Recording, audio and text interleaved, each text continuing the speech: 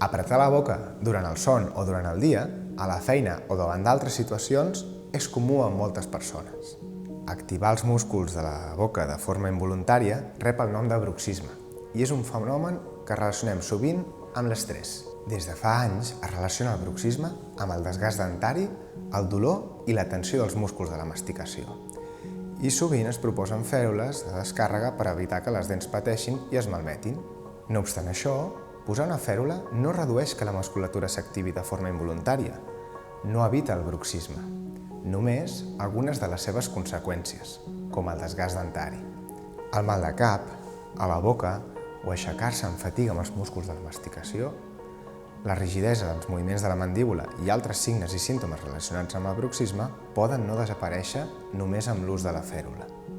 Gràcies a la investigació, avui en dia sabem que el bruxisme es dona per activació de certes àrees del cervell que es relacionen amb l'activació de la musculatura de la masticació. A més, sabem que el temps màxim que una persona bruxista activa la musculatura al llarg d'una nit no és superior a 14 minuts, sempre quan es dormi una mitjana de 7 hores i mitja.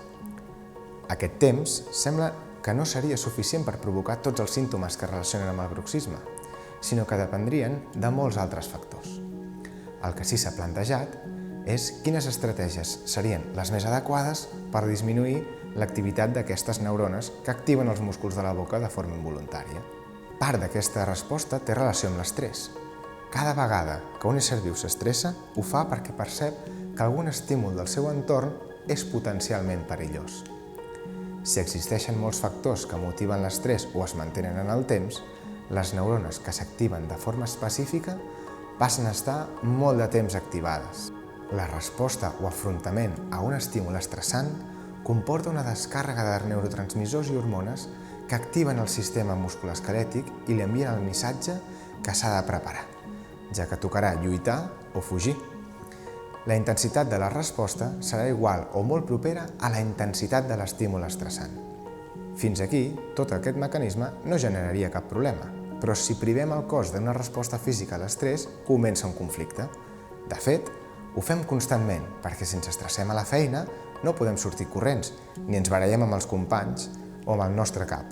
Tenim unes normes de conducta que ens ajuden a conviure, però que no modulen la resposta física a l'estrès, de manera que el cos ha de desviar la resposta física cap a altres direccions, com és el cas de l'activació de forma involuntària d'aquests músculs de la masticació, el que anomenem bruxisme.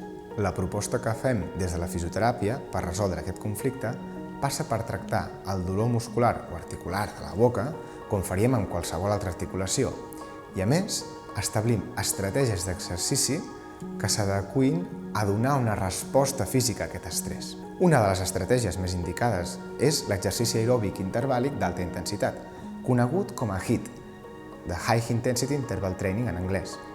Aplicat a la persona bruxista, el HIIT és una via d'eliminació d'estrès i presenta resultats molt positius en pacients amb símptomes que han associat al bruxisme.